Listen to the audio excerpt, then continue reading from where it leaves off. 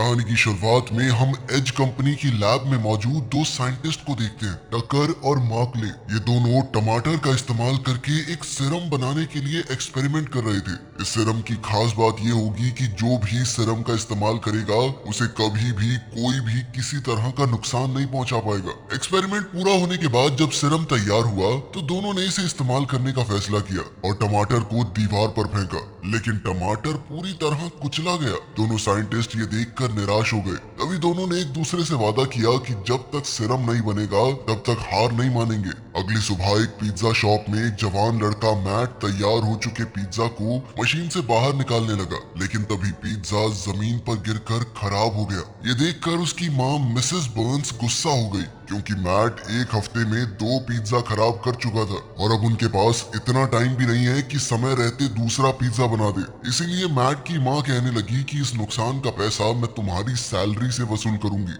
लेकिन मैट अपनी माँ से कहने लगा कि मुझे पैसों की बहुत जरूरत है, प्लीज ऐसा मत करना। उसकी माँ मान तो गई, लेकिन एक शर्त पर। उन्होंने कहा कि तुझे बाहर खड़े होके पिज्जा मैन की कॉस्ट्यूम पहन के लोगों को अंदर बुलाना होगा, ठीक वैसे ही जैसे उसके पिता लाया करते थे, जो कि अब इस दुनिया में नहीं है। अब मैट को मजबूरन कॉस्ट्यूम पहनकर बाहर जाना पड़ा, जहाँ टॉड नाम का एक लड़का जो कि कॉलेज में काफी मशहूर था, वो अपनी महंगी कार में पिज्जा शॉप के बाहर आया और फिर मैट को जलील करने लगा। उसके साथ उसकी गर्लफ्रेंड सूजन भी थी, जिसे मैट भी मन ही मन में प्यार करता था, लेकिन बेचारा कभी इतनी हिम्मत ही नहीं जुटा पाया कि सूजन को ये बात बता सके।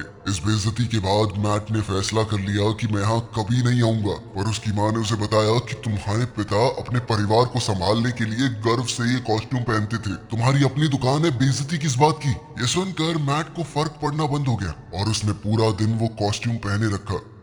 इस दौरान एज लैब में दोनों साइंटिस्ट जब वापस आए तो उन्होंने देखा कि कुचला हुआ टमाटर अजीब से तरीके से दोबारा ठीक हो गया था। इस बात पर यकीन न करते हुए प्रोफेसर टक्कर ने फिर से टमाटर को फेंका और उसकी आंखों के सामने टमाटर खुद ब खुद पहले जैसे रूप में आ गया। दिन रात की कड़ी मेहनत के बाद आखिरकार उन्होंने एक ऐसे सिरम को बना लिया था जिसने टमाटर को अमर बना दिया। अब वो जल्द ही इसे इंसानों पर भी टेस्ट करेंगे। इधर मैट ने पिज्जा शॉप पर अपना काम खत्म किया और कॉलेज में अपनी क्लास के लिए निकल पड़ा, लेकिन पिज्जा शॉप पर लगातार काम करने की वजह से बेचारा मैट इतना थक जाता कि प्रोफेसर टक्कर की केमिस्ट्री क्लास में उसे बार बार झपकियां आती रहती। फिर जब क्लास खत्म हुई तो प्रोफेसर टक्कर ने मैट को जगाया और कहा कि अगर तुम्हें आगे जाके कुछ करना है ना तो क्लास में फोकस किया करो, और मैं जानता हूँ तुम्हारे अंदर दिमाग है तो लगाओ उसको। लेकिन मैट को कहीं ना कहीं ये लगता था कि मैं क्या ही कर लूंगा, सारी जिंदगी मम्मी के साथ पिज्जा ही बनाने हैं। फिर प्रोफेसर टक्कर ने मैट से कहा कि लैब में एक पिज्जा लेकर आना,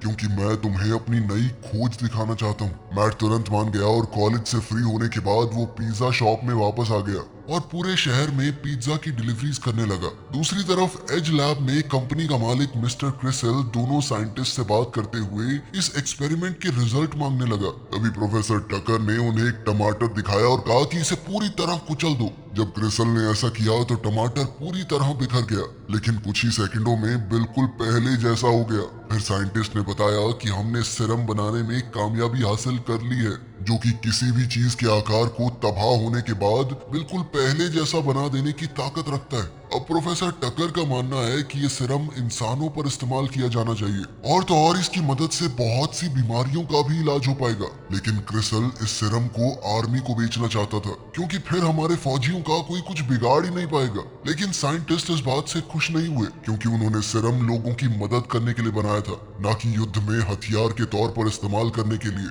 प्रोफेसर टक्कर ने फैसला कर लिया कि मैं अपने बॉस के प्लान को कभी कामयाब नहीं होने दूंगा।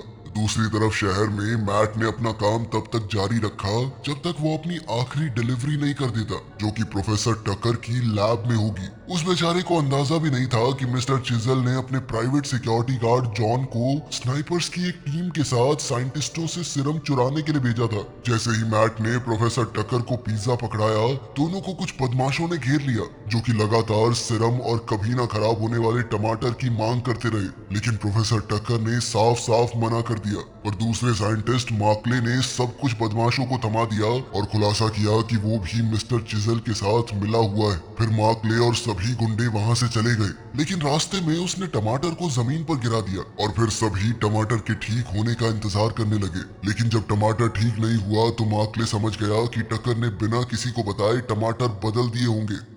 इसी दौरान प्रोफेसर टकर ने लॉकर से असली टमाटर और एक सिरिंज को निकाला और अपनी जेब में छुपा लिया। फिर प्रोफेसर टकर और मैट बिल्डिंग से भागने की कोशिश करने लगे, लेकिन तभी उनका सामना कुछ गुंडों से हुआ और बदमाशों ने उन पर ताबड़तोड़ गोलियां बरसा दी, जिस वजह से प्रोफेसर को गोली लग गई और एक गोली मैट के कंधे को छूकर निकल गई। इतना सब होने के बावजूद दोनों छत तक पहुंचने में कामयाब हो गए, जहां टकर ने एक ऐसा इंजेक्शन मैट को लगाया जिससे उसके सारे जख्म पल भर में ठीक हो जाएंगे। फिर उसने मैट से कहा कि ये टमाटर खाओ, ये तुम्हारी ताकत बढ़ा देगा और अब अपनी ताकत का इस्तेमाल सिर्फ अच्छे कामों के लिए करना। आखिर में प्रोफेसर को गुंडों का सामना करना पड़ा, जिन्होंने उसे कहा कि अगर जान बचानी है तो टमाटर हमें दे दो। लेकिन तभी टकर ने अपनी जेब से केमिकल की एक बोतल निकाली और उसे जमीन पर पटक दिया, जिससे एक जबरदस्त धमाका हुआ और दुश्मनों के होश उड़ गए। लेकिन बदकिस्मती से प्रोफेसर अपनी चोटों से बच नहीं पाया। उसने मैट की आंखों के सामने ही अपनी जान गंवा दी।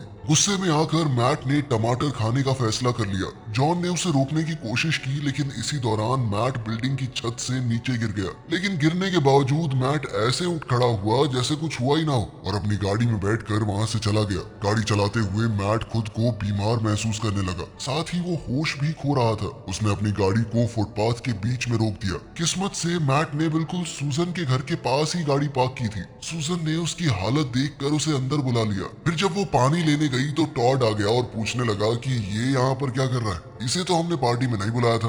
मैट ने उन्हें समझाने की कोशिश की, लेकिन टॉड उसे जबरदस्ती बाहर निकालने लगा, यहाँ तक कि उसने मैट को मुक्का भी मारा। लेकिन मुक्का मार के वो अपना ही हाथ की ऐसी तैसी करवा बैठा। फिर टॉड के दोस्त उसकी मदद के लिए आए, लेकिन मैट ने आसानी से उन्हें भी हरा दिया। एक को तो मैट ने पिंग पोंग टेबल पे ही फेंक दिया। इसके बाद मैट वहां से निकलकर अपने घर लौट आया, लेकिन टमाटर ने अपना असर नहीं छोड़ा। वो सोफे पर ही बेहोश हो गया। अगले दिन मैट अपनी माँ के साथ नाश्ता करने लगा तो उसने सोचा कि क्या मैंने कल जो टमाटर खाया था उसने मुझे सच में ताकत दी है। सबसे पहले उसने जलती हुई आग को अपने हाथ से छुआ और उसे रत्ती भर भी दर्द महसूस नहीं हुआ। फिर मैट ने सिर्फ अपने हाथों का इस्तेमाल करके गाड़ी को हिलाने की कोशिश की। उसने बड़ी आसानी से गाड़ी को उठा लिया और ये साबित हो गया कि प्रोफेसर टकर सच कह रहे थे। इसके बाद मैट पिज्जा शॉप चला गया, जहाँ उसने टीवी पर अपने प्रोफेसर की मौत की खबर देखी। हालात को और बुरा बनाते हुए जॉन और उसके आदमी पिज्जा शॉप तक आ गए और उसकी माँ से पूछने लगे कि तुम्हारा बेटा कहाँ पे है। ये देखकर कि उनमें से कोई भी पुलिस वाला तो नहीं लग रहा, मिसेस बर्न्स ने उन सबको चले जाने को कहा, क्योंकि बिना वारंट के कोई यहाँ घुसेगा नहीं, ठीक है। फिर जॉन जबरदस्ती अपने आदमी को अंदर भेजने लगा, लेकिन तभी मिसेस बर्न्स ने अचानक अपने बेसबॉल बैट से उस आदमी पर हमला कर दिया। तभी जॉन के आदमियों ने अपनी बंदूक उसके ऊपर तान दी और कहा कि चुपचाप ये बता दो तुम्हारा बेटा कहाँ पे है। किचन के अंदर से मैट ने ये सब कुछ देख लिया और अपनी माँ को बचाने के लिए वो अपने पिता की वो कॉस्ट्यूम लेने चला गया। कुछ ही देर में जॉन और उसके आदमियों ने मिसेस बर्न्स के साथ धक्का मुक्की करते हुए किचन का सामान गिराना शुरू कर दिया। पर तभी अचानक जॉन का एक साथी हवा में उड़ता हुआ नजर आया। जैसे ही सबने पीछे मुड़कर देखा तो उसके सामने कॉस्ट्यूम पहने हुए मैट था। मैट ने कहा कि मैं एक सुपर हीरो हूँ, मेरा नाम है पावर मैन। ये सुनते ही जॉन और उसके आदमी मैट पर हंसने लगे, ये कहते हुए कि तू सिर्फ पिज्जा मैन है और जैसा तेरा शरीर है तुझे तो बिना लड़े ही हार मान लेनी चाहिए। लेकिन मैट ने अपनी नई ताकत का इस्तेमाल करके उन सब पर हमला बोल दिया और जब एक बंदूकबाज ने उस पर गोली चलाई तो गोली उसके सूट को जरा सा भी नुकसान नहीं पहुंचा पाई। गुंडों को हराने के बाद मैट ने जॉन को पकड़ लिया, जो ये कह रहा था कि तुम मेरे साथ लैब चलो। लेकिन मैट के दिमाग से अभी भी प्रोफेसर की मौत का गुस्सा गया नहीं था, इसलिए उसने जॉन को पीछे की तरफ धक्का दे दिया। लेकिन इस सब में जॉन का पैर अवन की तरफ फिसल गया, जिससे उसका आधा चेहरा बुरी तरह जल गया। घबराहट में उसने अपने आदमियों को जल्दी से बुलाया और अपने जले हुए चेहरे का इलाज करवाने के लिए डॉक्टर के पास भागा। लड़ाई खत्म होने के बाद मैट अपनी माँ को सीधा हॉस्पिटल ले गया और कुछ मिनट बाद मिसेस बर्न्स होश में आ गई और अपने बेटे से पूछा कि हुआ क्या। फिर मैट ने माँ को पूरी कहानी सुनाई। ये सुनकर मिसेस बर्न्स ने फैसला किया कि सब कुछ सुलझने तक दुकान को बंद रखना ही बेहतर होगा और साथ ही उन्होंने मैट को बताया कि जब मैं बेहोश थी तो तुम्हारे पापा का एक सपना आया मुझे। मैंने उन्हें डिलीवरी मैन की कॉस्ट्यूम में देखा, वो अपनी शक्तियों का इस्तेमाल करके हमें बचा रहे थे।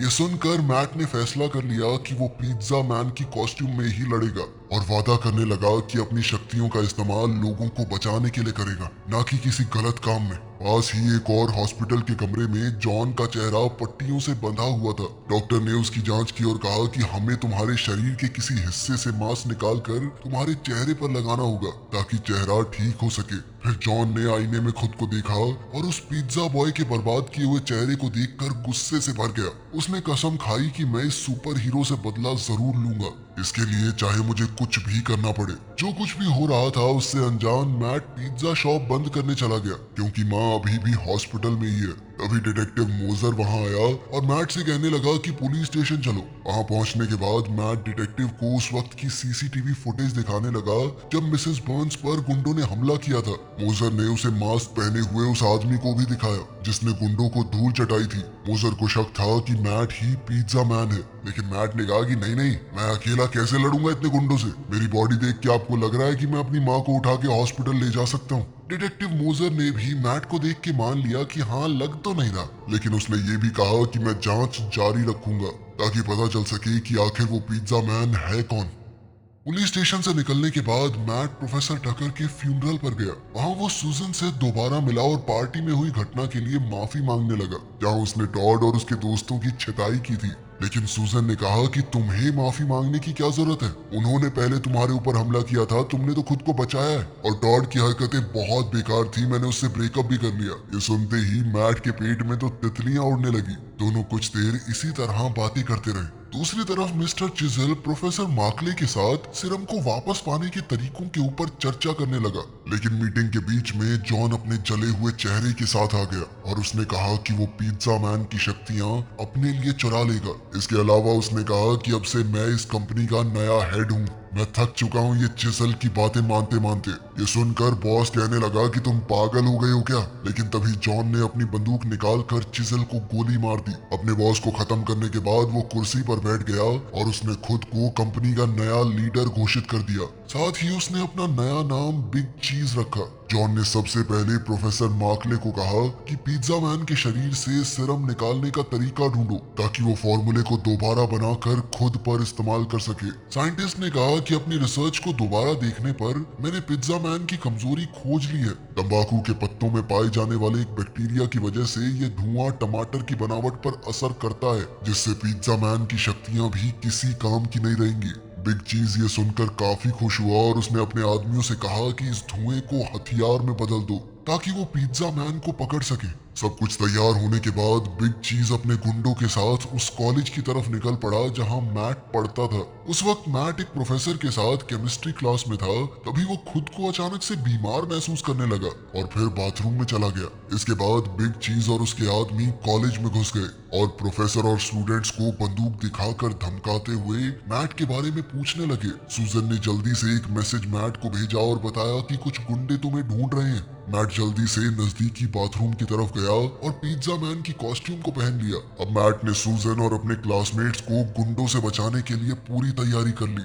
इस दौरान बिग चीज को क्लास में मैट तो नहीं मिला, लेकिन उसकी एक नोटबुक उसके हाथ लग गई जिसमें सूजन के लिए प्यार भरी चिट्ठियां लिखी हुई थी। ये देखकर कि लड़की कमरे में है, बिग चीज ने उसे कैदी बनाने का फैसला कर लिया ताकि मैट को जाल में फंसा सके। फिर सभी गुंडे लड़की को लेकर वहां से जाने लगे, लेकिन तभी पिज्जा मैन ने उनका रास्ता रोक लिया और बिग चीज से कहने लगा कि सूजन को छोड़ दे। तभी बिग चीज ने अपने आदमियों से कहा कि सिगरेट का धुआं छिड़को और जैसा प्रोफेसर मार्कले ने सोचा था वैसा ही हुआ। मैट ने अपनी शक्तियां खो दी। पिज्जा मैन धुआं बर्दाश्त नहीं कर पाया और जमीन पर गिर गया। तब बिग चीज ने हुक्म दिया कि उसके शरीर से सीरम को निकाल लिया जाए और फिर अपने गुंडों से कहा कि इसे जान से मार दो। लेकिन इससे पहले कि वो ऐसा कर पाते क्लास खत्म हो गई और सभी स्टूडेंट अपनी अपनी क्लासेस से बाहर आ गए। फिर बिग चीज सूजन को लेकर वहां से निकल गया और अपने आदमियों को काम पूरा करने का हुक्म दिया। लेकिन जैसे ही धुआं साफ हुआ, पिज्जा मैन की शक्तियां वापस आ गई और उसने एक ही हमले में सबको ढेर करना शुरू कर दिया। फिर मैट सूजन को बचाने के लिए दौड़ा, लेकिन तब तक बिग चीज उसे अपने अड्डे पर ले जा चुका था। सूजन को कंपनी की लैब में बांधकर छोड़ने के बाद बिग चीज अपने साथियों के साथ एक मीटिंग में चला गया। मीटिंग में इन्वेस्टर्स ने उससे सीरम के बारे में पूछा। फिर प्रोफेसर मार्कले की मदद से डायरेक्टर ने उन्हें मैट के शरीर से लिया गया खून दिखाया जिसमें सीरम मौजूद था। इसके साथ ही बिग चीज ने खुद पर एक छोटा सा सैंपल इस्तेमाल किया, जिससे उसके चेहरे से जलन के निशान पूरी तरह गायब हो गए। लेकिन कुछ देर बाद वो निशान वापस भी आ गए, ये साबित करते हुए कि सीरम को पूरी तरह दोबारा बनाने के लिए उन्हें उस पर बहुत काम करना होगा। लेकिन फिर भी सामने वाली पार्टी के लिए सीरम का इतना नमूना काफी था। उन्होंने वादा किया कि अगर एक्सपेरिमेंट पूरा हो गया तो हम इस प्रोजेक्ट पर पैसा जरूर लगाएंगे। मीटिंग चलती रही, तभी बिल्डिंग के बाहर मैट भी सूजन को बचाने के लिए पहुंच गया। लेकिन सबसे पहले मैट को एज के सिक्योरिटी गार्ड से निपटना होगा, इसीलिए उसने कंपनी के डायरेक्टर तक पिज्जा पहुंचाने का ढोंग रचा और उसका प्लान काम कर गया। गार्ड ने उसे अंदर जाने की इजाजत दे दी। मैट ने अपनी पिज्जा मैन की कॉस्ट्यूम को लिफ्ट में ही पहन लिया और फिर जैसे ही वो बिग चीज के ऑफिस में पहुंचा तो सीधा बिग चीज की तरफ बढ़ा और अपनी ताकत का पूरा इस्तेमाल करते हुए मैट ने गुस्से में पूछा कि सूजन कहाँ है। लेकिन बिग चीज को इससे कोई फर्क नहीं पड़ा। वो कहने लगा कि मेरे पास एक ऑफर है, वो मानोगे तो लड़की बच जाएगी। उसने वादा किया कि अगर तुम मुझे अपने खून के कुछ सैंपल दोगे तो मैं तुम्हारी सूजन को छोड़ दूंगा। सूजन के लिए परेशान मैट ने इस डील को मान लिया। लेकिन बिग चीज ने मौका देखकर अपनी सिगार जलाई और पिज्जा मैन के चेहरे पर धुआं फूंक दिया। धुएं की वजह से पिज्जा मैन ने अपनी शक्तियां खो दी और उसके बाद उसे जबरदस्ती एक खुफिया लैब में ले जाकर बंद कर दिया गया। जब मैट होश में आया तो उसने खुद को एक स्ट्रेचर पर बंधा हुआ पाया। बिग चीज ने उसे थैंक्स कहते हुए कहा कि तुम्हारे खून से अब मैं बहुत सारा सीरम बनाऊंगा, लेकिन मेरी एक आदत है, मैं कभी गवाह को जिंदा नहीं छोड़ता। इसीलिए उसने प्रोफेसर मर्कले से कहा कि खून निकाल लेने के बाद इसे जान से मार दो। निराश होकर मैट ने उससे कहा कि सूजन को छोड़ देना, ठीक है? लेकिन बिग चीज ने फिर से चेतावनी दी कि मैं सबूत छोड़ता ही नहीं छोटे। आखिरकार प्रोफेसर मर्कले ने खून के सैंपल ले लिए और फिर मैट को एक जहर देने की पूरी तैयारी कर ली। पिज्जा मैन का अंत अब नजदीक था, लेकिन तभी 3 हथियारबंद पुलिस वाले लैब में घुस गए और उन्होंने सबको सरेंडर करने को कहा। तब पता चला कि बिल्डिंग में आने से पहले मैट ने डिटेक्टिव मोजर को मदद के लिए फोन कर दिया था। इसी वजह से पुलिस टाइम पर पहुंच गई और उन्होंने देर होने से पहले मैट को बचा लिया। लेकिन बिग चीज का हार मानने का इरादा नहीं था और लैब के अंदर तुरंत गोलीबारी शुरू हो गई। लेकिन पुलिस ने भी हार नहीं मानी, वो दोनों बच्चों को बचाने के लिए आगे बढ़े, जबकि बिग चीज और मर्कले बिल्डिंग के अंदर छुपने के लिए भाग गए। तभी गोलीबारी के बीच डिटेक्टिव मोजर ने मैट को स्ट्रेचर से निकाला और उसे अपनी गाड़ी में सूजन के साथ सुरक्षित जगह पर ले गए। थोड़ी देर बाद मोजर ने अपनी टीम को गुंडों के पीछे जाने को कहा और 2 ऑफिसर्स ने लैब के अंदर प्रोफेसर मर्कले को ढूंढ लिया। पिज्जा मैन के खून के सैंपल का इस्तेमाल करते हुए साइंटिस्ट ने सीरम के फॉर्मूले का इस्तेमाल किया और सोचने लगा कि अब वो अमर हो जाएगा।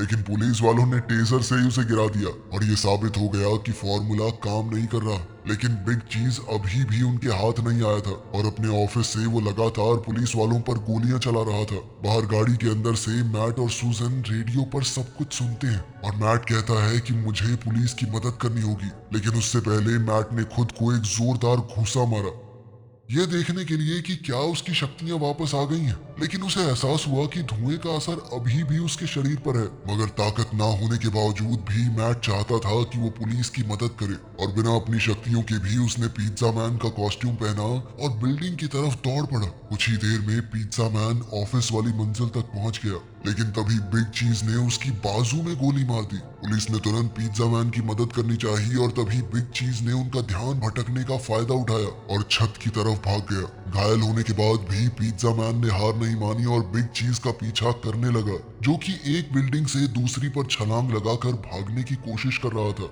मैट ने भी छलांग लगाने की कोशिश की, लेकिन वो कामयाब नहीं हुआ और बिल्डिंग के किनारे पर लटक गया। पिज्जा मैन को पूरी तरह लाचार देखकर बिग मैन ने उसे खत्म करने का फैसला किया और उसकी बाजू के घाव पर दबाव डालने लगा। खुशकिस्मती से सूजन और डिटेक्टिव मोजर सही वक्त पर पहुंच गए और मोजर ने तुरंत बिग चीज पर गोली चला दी, लेकिन वो फिर भी बचते हुए अपनी गाड़ी की तरफ दौड़ने लगा। और इतने में पिज्जा मैन उठ खड़ा हुआ और उसका पीछा करने लगा। पार्किंग में पहुंचते ही पिज्जा मैन ने कार के ऊपर से छलांग लगा दी और अंदर बैठे बिग चीज ने गाड़ी की रफ्तार तेज कर दी। वो छत की तरफ गोलियां चलाने लगा, लेकिन पिज्जा मैन गोलियों से बचने में कामयाब हो गया। तभी अचानक बिग चीज ने गाड़ी की ब्रेक लगा दी और पिज्जा मैन गाड़ी के सामने आ गिरा। जमीन पर पड़े पिज्जा मैन को देखकर बिग चीज ने गाड़ी उसकी तरफ तेजी से चला दी, लेकिन एक बार फिर से डिटेक्टिव मोजर ने सही वक्त पर आकर अपनी गाड़ी बीच में अड़ा दी और पिज्जा मैन को बचा लिया। तमाम कोशिशों के बाद बिग चीज गाड़ी से निकला और उसने डिटेक्टिव मोजर पर बंदूक तान दी। साथ ही उसने सूजन को गाड़ी से बाहर खींच लिया और फिर उसे एक पिज्जा फैक्ट्री में ले गया। पिज्जा मैन भी उनका पीछा करते हुए वहां पहुंच गया। फैक्ट्री के अंदर जाते ही मैट ने देखा कि सूजन को बेल्ट से बांधा गया था, जो अब तेजी से कटने के लिए जा रही थी। बिना समय बर्बाद किए पिज्जा मैन मशीन को बंद करने की कोशिश करने लगा, लेकिन तभी उसे एहसास हुआ कि उसकी शक्तियां वापस आ चुकी हैं। उसने अपनी ताकत से मशीन के सारे कंट्रोल तोड़ दिए और जब सूजन तेज धार वाली मशीन में गिरने वाली थी तो पिज्जा मैन तुरंत बेल्ट की तरफ दौड़ा और उसने ऐन मौके पर लड़की को खींचकर उसकी जान बचा ली। अब सिर्फ बिग चीज का खात्मा करना बाकी था। पिज्जा मैन ने उसे फैक्ट्री के गोदाम में ढूंढ निकाला, जहां से भागने का कोई रास्ता नहीं था। फिर बिग चीज ने उसे मनाने की कोशिश की कि तुम मेरे साथ जुड़ जाओ, क्योंकि साथ मिलकर हम सिरम और ज्यादा बना पाएंगे और बहुत पैसे कमाएंगे दोनों। लेकिन पिज्जा मैन ने इनकार कर दिया और कहा कि मैं प्रोफेसर टक्कर की कही बात को भूला नहीं हूँ। अपनी शक्ति का इस्तेमाल मैं सिर्फ अच्छे कामों के लिए करूंगा। ये सुनते ही बिग चीज ने हमला करने की कोशिश की,